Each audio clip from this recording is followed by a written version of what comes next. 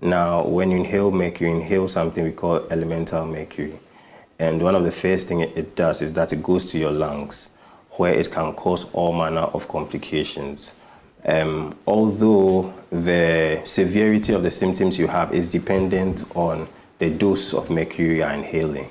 Also, when it comes to the ingestion of mercury, something ends up happening we call biomagnification. So by the time it gets to a human being, more of the mercury has accumulated, which means that the side effects you are going to have are going to be more severe. And it's going to do things apart from your lungs. It's going to go into your brain and your nerves, and then it's going to cause sometimes destruction, complete destruction. Sometimes it blocks blood vessels. So you have something we call an infarction, which is basically that part of your nervous system begins to die. And it can also go to parts of your kidneys and also cause pathologies over there. So generally, it's quite a dangerous substance to play with.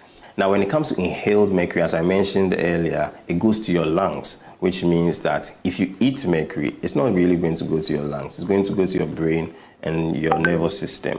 But when you inhale mercury, it's going to go to your lungs.